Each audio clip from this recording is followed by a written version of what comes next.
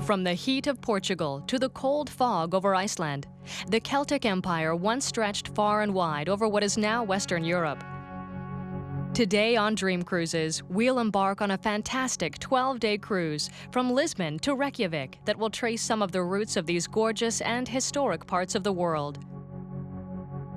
Our ship, the Solial, has everything you could imagine to make the journey luxurious and memorable as we pull into fascinating ports of call along the way. Get your boarding pass ready. It's nearly time to cast off on another dream cruise.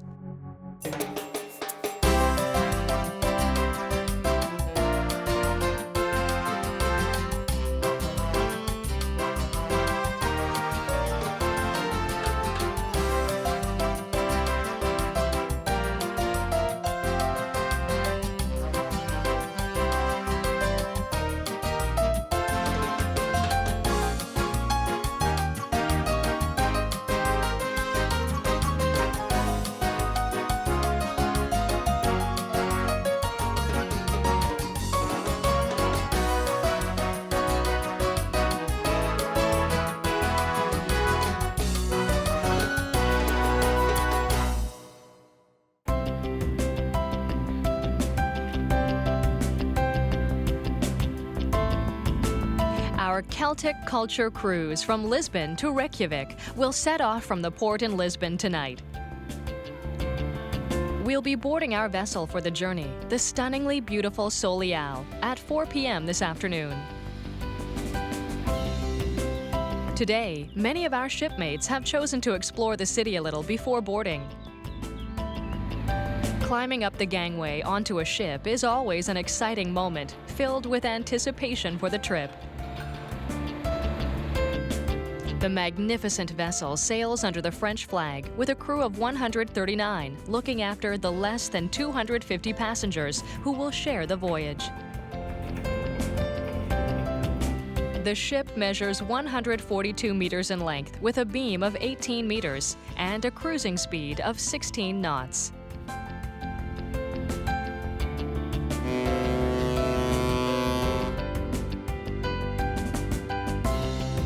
We'll have plenty of time to explore the ship during our cruise. But for now, let's head up on deck as we slip out of port in Lisbon. Almost a quarter of the Portuguese population calls Lisbon, the westernmost large city in Europe, home. Lisbon predates other major European capitals by hundreds of years, having been settled long before London, Rome, or Paris. The Lisbon Portela Airport serves over 15 million travelers yearly, many of whom then travel on around Europe by high-speed rail, the motorway system, or, of course, by cruise liner. With a truly Mediterranean climate, Lisbon enjoys warm winters that average 15 Celsius during the day, and a 6-month summer season, with warmer temperatures often stretching into November. As we head down the Tagus River towards the Atlantic, we slip under the impressive 25th of April Bridge.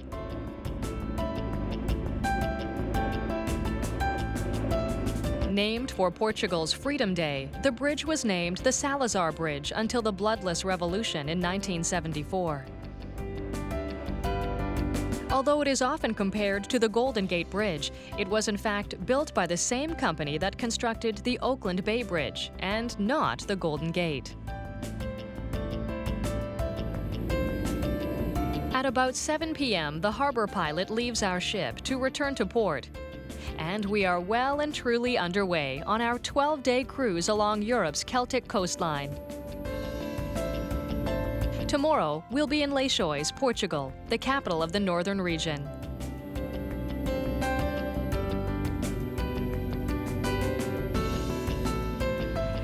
Let's take this opportunity to explore the cabins and suites available on board the Solial.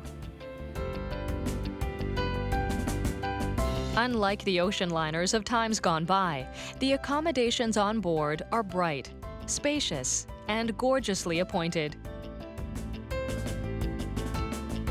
There are several classes of cabin and suite, ranging from 18 square meters all the way up to the 45 square meter Suite des Armateurs. The company hired French interior designers to style the rooms and create an intimate and welcoming environment. Every room has individually controlled air conditioning and Wi-Fi internet access. There are flat-screen monitors connected to satellite TV receivers, 110 and 220-volt outlets, a safe for your valuables, and large, comfortable beds. Every room has a private washroom and shower, while the most luxurious suites offer dual hand basins and whirlpool baths. Gone, too, are old-fashioned portholes with minimal views. The rooms each have private balconies with large sliding glass doors. The little things have not been overlooked either. There are iPod players, mini bars, and writing desks with ship stationery. You'll even find bathrobes, hair dryers, and quality French bath products, all provided for your comfort. The voyage will bring us to many fantastic ports of call and the wonders of several countries. But it would be entirely understandable if you'd like to occasionally retire to your room for a little quiet rest and relaxation as well.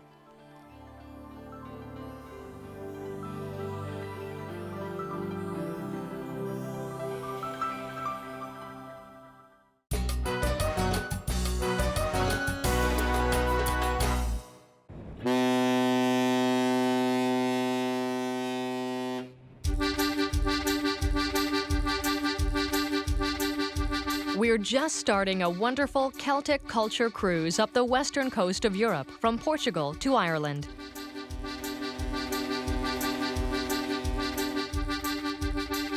The crew is on deck preparing for our arrival at Leixões Harbour.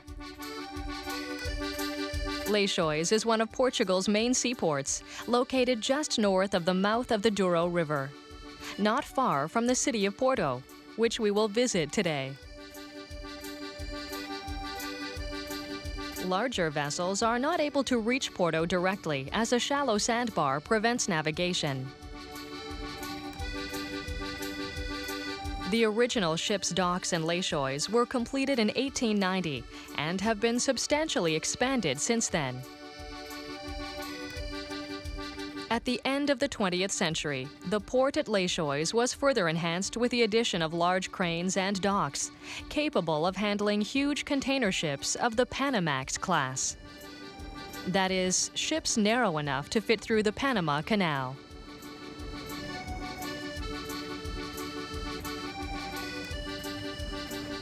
Our stop in Leixões includes an excursion to visit nearby Porto, which we will reach by a short coach ride.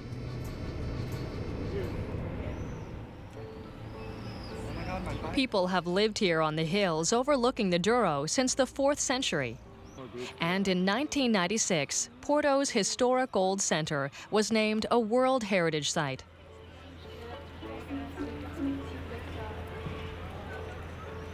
At the docks, we embark on a charming little riverboat for a sightseeing cruise of the city from the Duro River.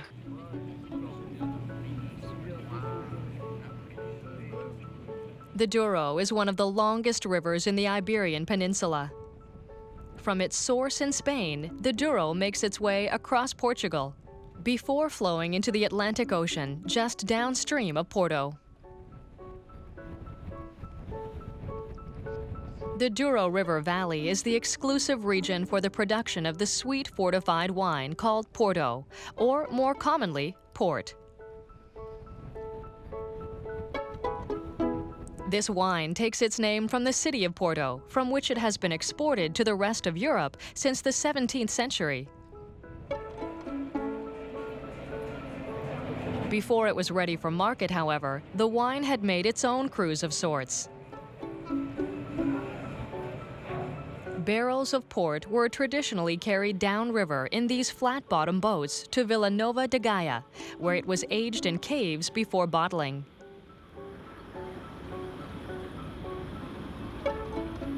In keeping with history and tradition, the aging and bottling of the port wine from the Douro Valley is done across the river from Porto, here in Vila Nova de Gaia. We stop in for a visit to the Killybegs winery to learn a little more about this drink, so important to the Portuguese. We start our visit at the winery's museum, where we hear about the Douro demarcated region, the production of port wine, and the history of the Killybegs house. From there, we are led through the cool, dark wine cellars where the wine is left to age in very precise conditions. Our guide informs us about the different characteristics of each type of port wine. Our tour concludes in the winery's tasting room, where we are offered glasses of Killybegs red and white port wines. Fortified by the delicious port, we continue our time ashore with a visit to the ancient and famous St. Francis Church across the river in Porto.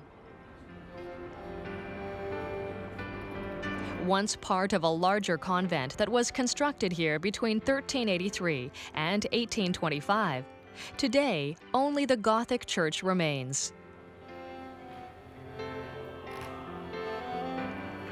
The interior is a wonder of Baroque carving and giltwork that was added in the 18th century.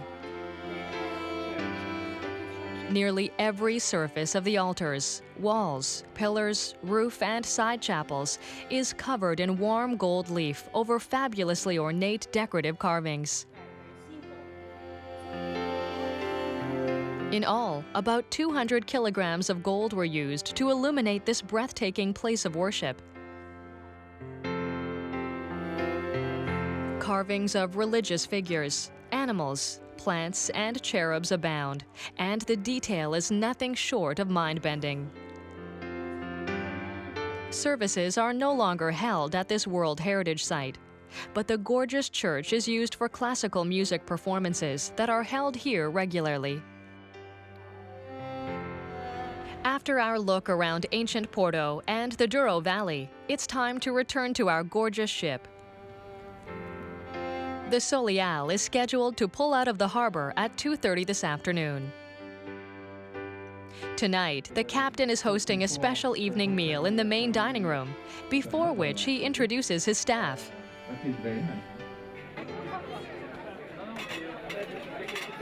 It's a delightful evening featuring beautifully prepared food, great company, and a little after-dinner dancing. After a day at sea tomorrow, we'll be arriving in Glengarriff, Ireland, as we continue our Celtic cruise.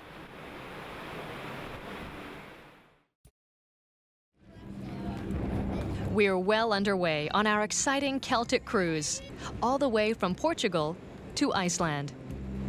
This is the third day of the cruise, and we'll be spending the entire day at sea, steaming across the Atlantic Ocean, west of the European coast. But even if we're not stopping at any port of call today, there are still plenty of things for us to see and do on board. A day at sea like this is a great opportunity to check out our gorgeously appointed ship, the Solial. The staff on the bridge is holding a sort of open house today, and those interested are welcome to the ship's nerve center to get a first-hand look at how the captain and his crew navigate this enormous yacht. You probably won't be ready to take the wheel of your own 400-plus foot-long ship anytime soon, but a visit to the bridge will help you understand a little about how these vessels find their way across open water, with the aid of extremely accurate charts and satellite information. Modern electronic gear like sonar and GPS aid in the task. But tried and true tools like these international letter code signal flags are used as well.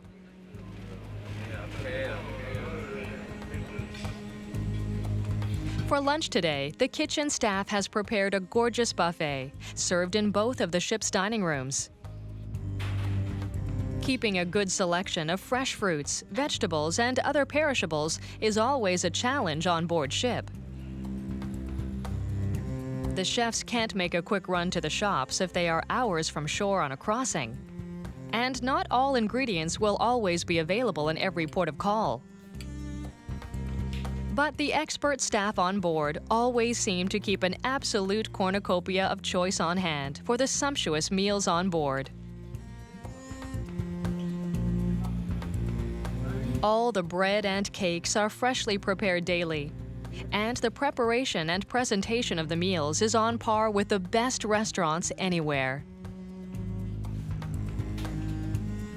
Many choices are offered, so there's no need to throw your diet to the wind simply because you're away from home.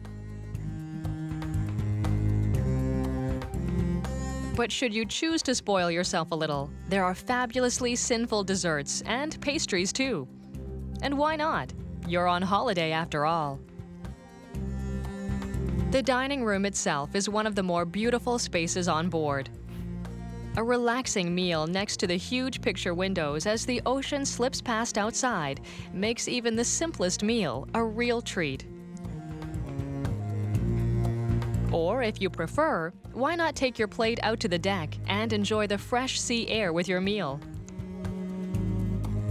Good quality red, white, and rosé wines are included with lunch, and at dinner, the premium wine list includes some excellent French labels, starting at about €30. After lunch, the staff has put together a fashion show for passengers to enjoy in the ship's main lounge. No surprise, perhaps, that fashion makes an appearance on the Solial, which sails under the French flag. Cruise-ready fashion from labels like Lacoste and 88 are modeled for us by the Solial's team of dancers. The clothing presented is carefully chosen while keeping the cruise lifestyle in mind. Easily packed and versatile items that transition from a day on shore to a night on board effortlessly. Accessories like jewelry and baggage are also featured. And everything we are shown is also available for purchase right on board. The ship's boutique maintains a great selection of travel clothing, should you desire to add a little something to your wardrobe while you enjoy the cruise. The boutique is also a nice place to pick up a few souvenirs or gifts, like the branded items from the cruise line.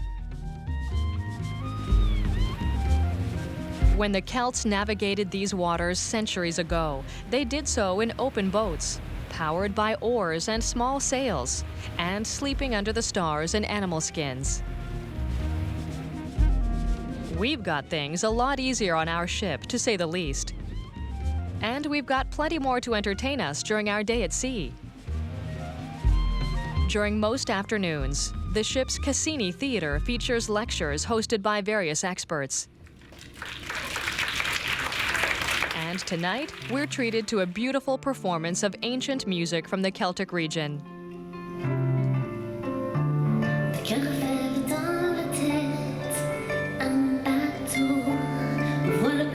As always, the choice is yours. Fill your days with activities and new experiences, or just relax and let the worries of your life back home wash away. As our vessel steams on towards Ireland, as our Celtic cruise continues.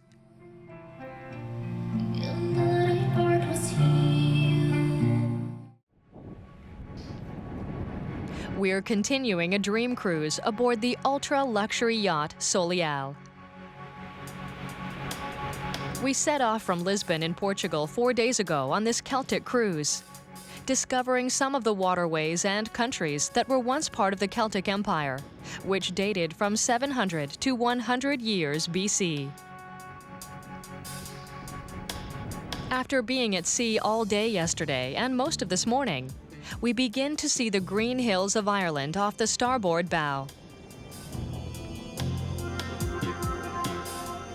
The staff have raised the Irish flag on the mast in preparation for our arrival at today's destination, Glengarriff, Ireland.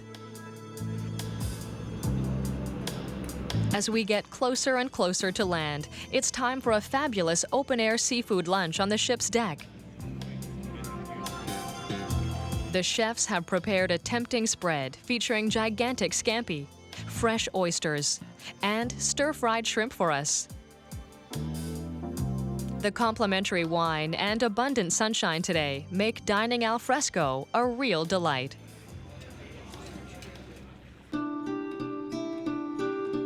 By 3 o'clock in the afternoon, the ship has reached its mooring spot just off Glengarriff. The topography of the gorgeous Irish coastline makes it impossible for our ship to get any closer to shore. But not to worry. Solial's lifeboats double as shore tenders, which will carry us quickly and effortlessly to dry land. The short run into shore on the tender is also an opportunity to view the picturesque Irish coastline on this simply perfect summer day.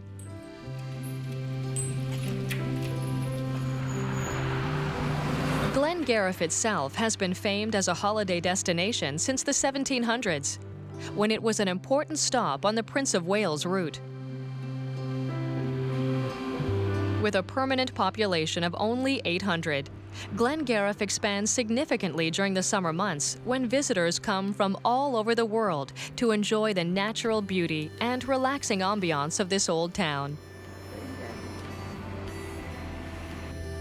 The shore staff has organized 2 optional sightseeing excursions in the area around Glengarriff for those who wish to take part. But we've decided to stay in the village and explore a little on our own. There are charming shops featuring local leatherwork, pottery, and beautiful Irish knit sweaters. On warm days like today, the local pubs and restaurants will sometimes put a few tables outside so you can enjoy the atmosphere as you sample a Guinness Stout, a strong black Irish beer with a thick creamy head. A walk in the nearby hills or a stroll in the ancient cemetery is a great way to stretch your legs too. Just be sure to be back at the docks before the last tender heads back to the ship.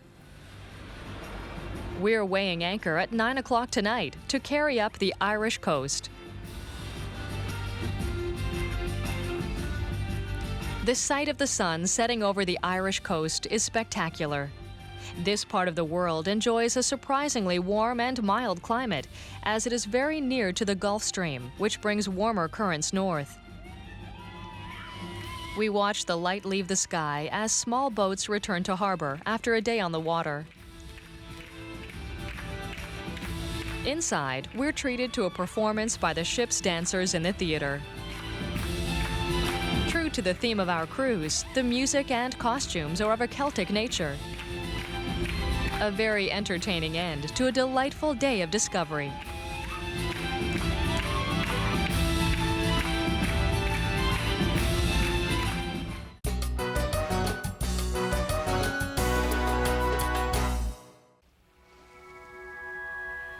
The morning of the 5th day of our Celtic cruise holds a magical surprise for everyone on board.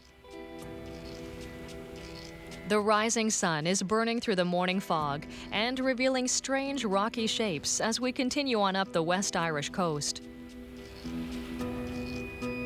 This part of Ireland is made up of some of the most dramatic geography on Earth. We're scheduled to be arriving in Galway, our next port of call, early tomorrow morning.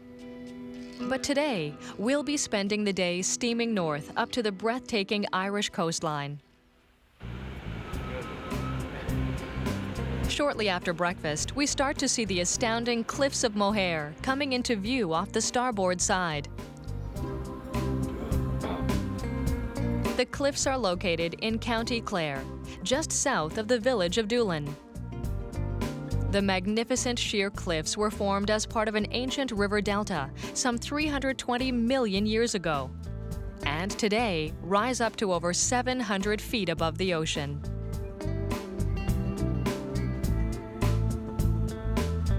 The near vertical cliff faces are a haven for Atlantic puffins, gulls, and razorbills, who build their nests on the cliffs, out of the reach of predators after their eggs. The area has been designated as a special protection area for birds since 1989. Near the cliff's highest point, we see O'Brien's Tower standing proudly next to the cliff's edge. The tower was built in 1835 by Cornelius O'Brien for the many tourists who flocked even then to the impressive natural spectacle. Cornelius was well ahead of his time, believing that tourism to this scenic area would help to form a strong local economy.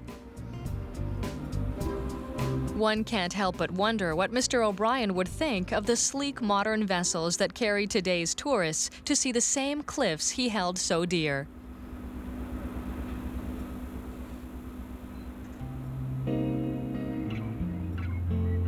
As we continue up the coast towards Galway, some of the passengers decide to brush up their dancing skills at the lessons being held in the lounge.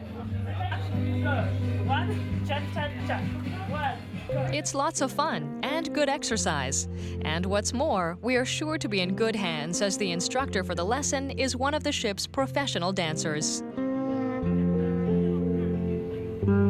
If you would like to get a little workout while on board, but dancing isn't your thing, there is a fully equipped weight room on board with machines and stationary bicycles to help you work off some of the extra helpings you may have been enjoying during your holiday.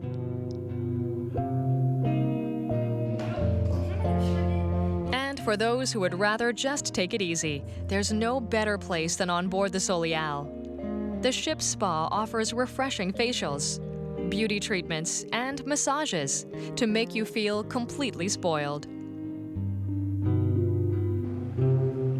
Or if you prefer, there's a swimming pool on the aft deck for a dip between sessions in the sun, watching the picturesque Irish coast drift by. No matter how you choose to spend your time on board, the crew have only one wish: that your every desire be satisfied and that your trip be unforgettable.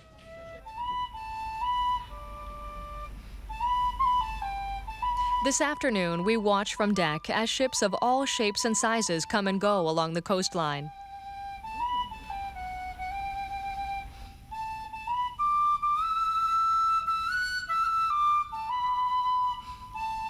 After supper, we are joined by performers from shore who have come aboard to welcome us to Ireland with a concert of traditional music, setting the mood perfectly for our visit to Galway tomorrow.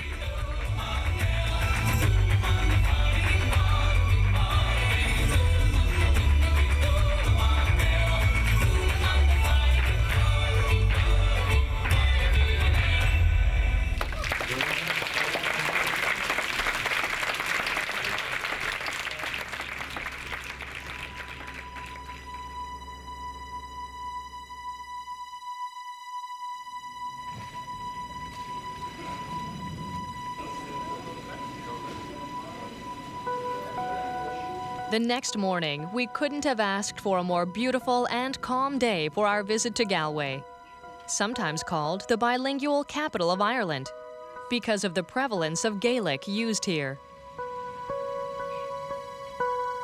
On shore, we transfer to comfortable coaches as we begin a 4-hour excursion called Galway Through the Ages. We travel along the shore to picturesque Kilvera, where we stop to admire Dunguire Castle.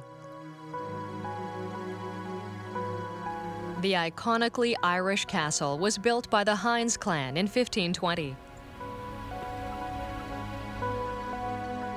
After falling into disrepair, the castle was restored early in the 20th century, and then became the meeting place for prominent names of the Celtic literary revival. Wordsmiths like W.B. Yeats, George Bernard Shaw, and Lady Gregory visited regularly. During the summer, a medieval banquet is held nightly with costumed performers reciting Irish literature and playing traditional music. Our excursion through the ages continues as we head a little inland to the 150-year-old Rathbone Farm. This charming Irish country farm with its thatched roof farmhouse welcomes visitors and invites them to sample a little of traditional Irish farm life.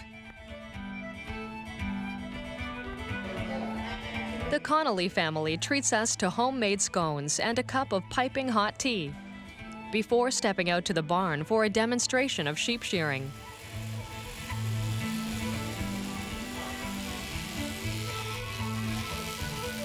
Over the centuries, Irish wool products have gained a reputation for being some of the finest anywhere.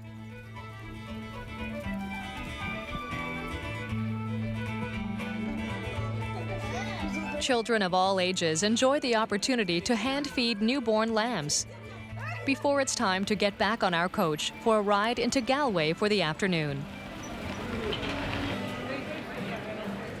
Galway is a vibrant and colorful city and is the capital of County Galway. It is sometimes called the City of Tribes because of the 14 so-called tribes or families that led Galway to prominence early in the city's history.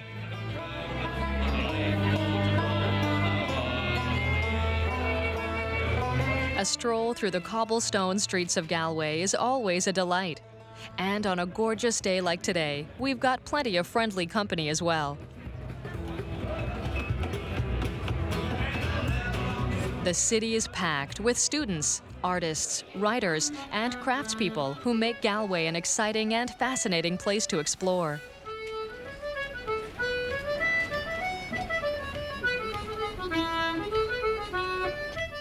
We'll be sailing on up the Irish coast overnight to arrive in Killybegs tomorrow morning as our Celtic cruise continues.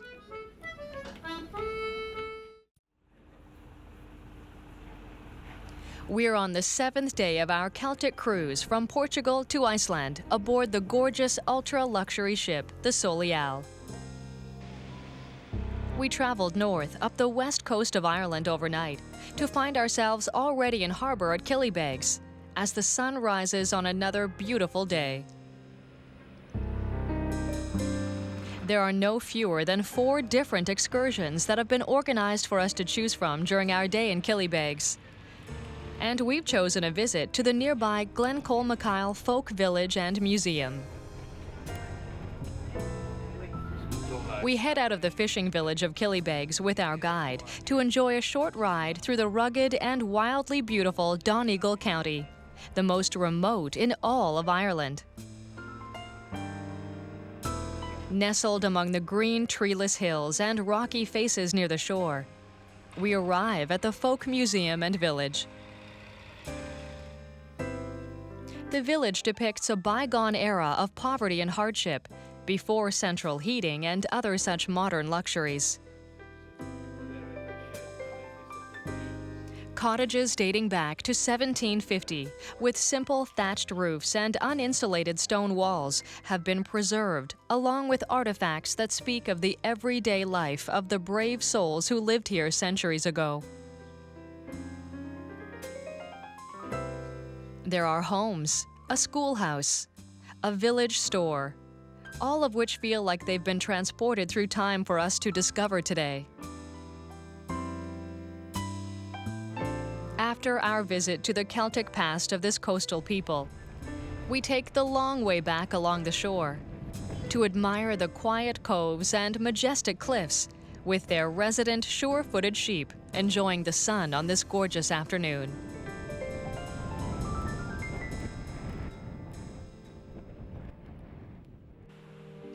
The evening's weather remains as warm and lovely as the past few days, and our voyage up the coast towards the island of Iona is simply gorgeous.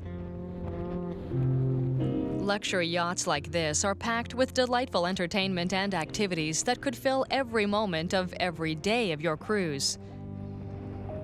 But somehow, it's moments like this, with the sun setting slowly into a beautiful sea and the cool breeze on deck, these are the moments that you'll remember long after the trip is finished.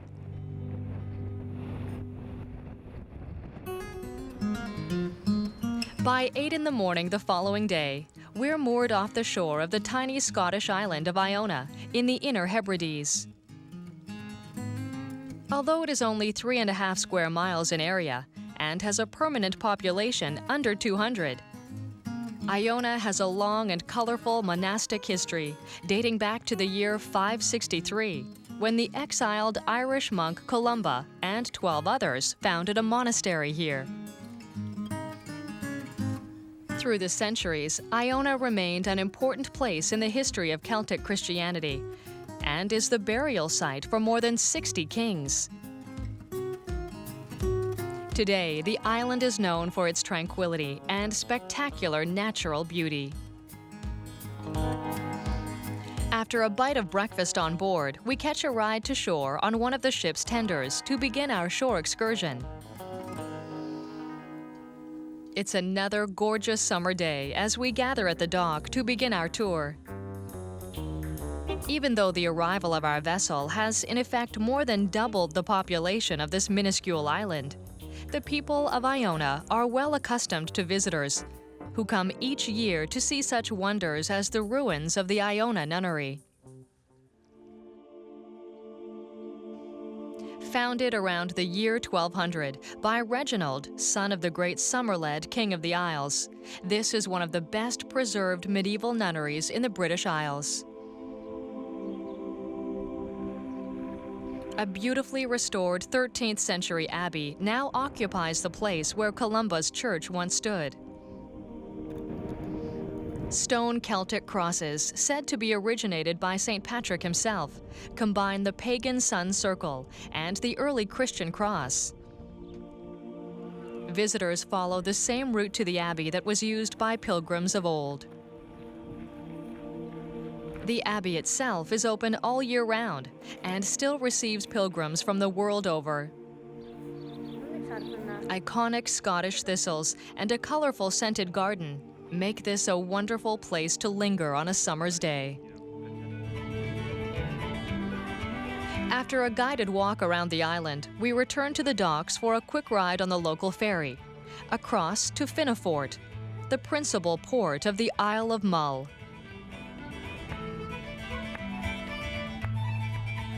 Here we board a comfortable coach to the scenic ride along the shore to Craignure.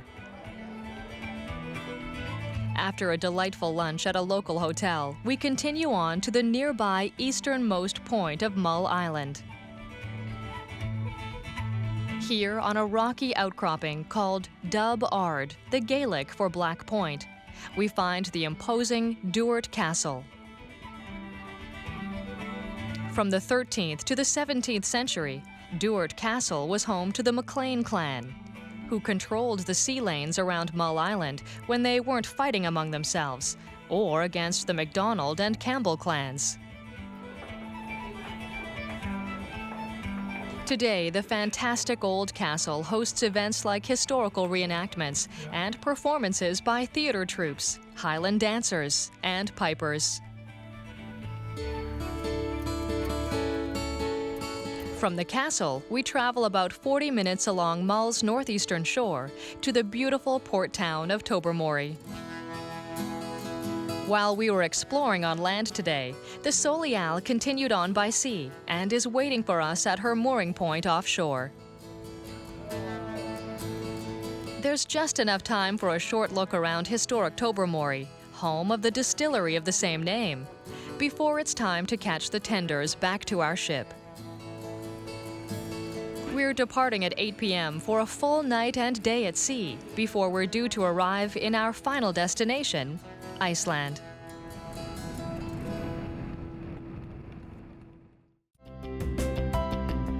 We're on board the Solial, enjoying a fabulous cruise from Portugal to Iceland. We've only got a couple of days left on this fantastic trip north along Europe's western coastlines, discovering the Celtic roots that bind the different countries of this part of the world. Tomorrow, we'll be arriving in Iceland, but before then, we've got a full day at sea to enjoy a little more of the lifestyle offered on board our brand new luxury yachting-style cruise liner. As the saying goes, getting there is half the fun, and this was never more true. Tonight in the ship's gorgeous restaurant, the captain is hosting a special gala supper. As always, the service and the food are impeccable. Fine French cuisine is the order of the day. We're served crusted scallops, duck with mango salsa, and chocolate millefeuille with raspberry coulis.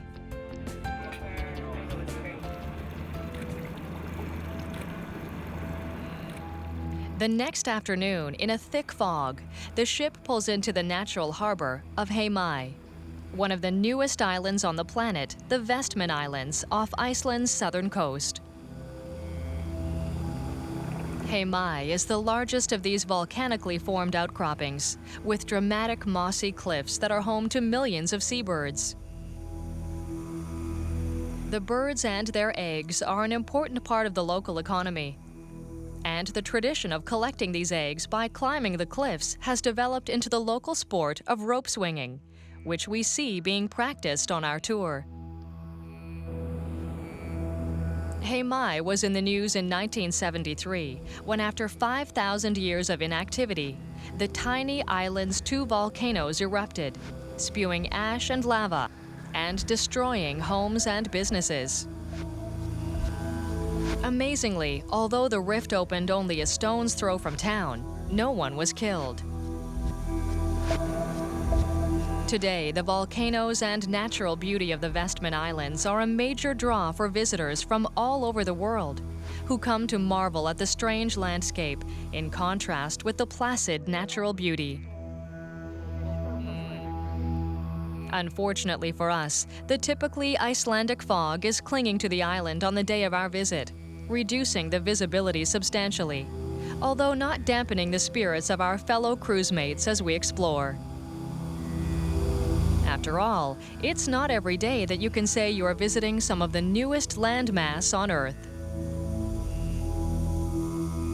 Every cruise is different, offering a world of destinations and discovery along the way, but every cruise has to have a final destination. Our time on board is drawing to an end as we awake on the last day of our Celtic cruise in Reykjavik, the capital of Iceland, and the northernmost capital of any independent state. We've sailed thousands of kilometers together and have explored some of the most beautiful and historic spots in Western Europe. The fog that plagued us yesterday in the Vestman Islands has disappeared, and it's a gorgeous sunny day to take in some of the incredible natural beauty around Reykjavik, a land of fire and ice.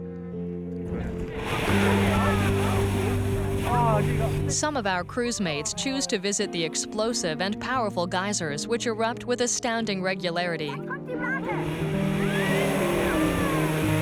In fact, the oldest recorded eruption of a geyser took place in Iceland, with records dating back to 1294.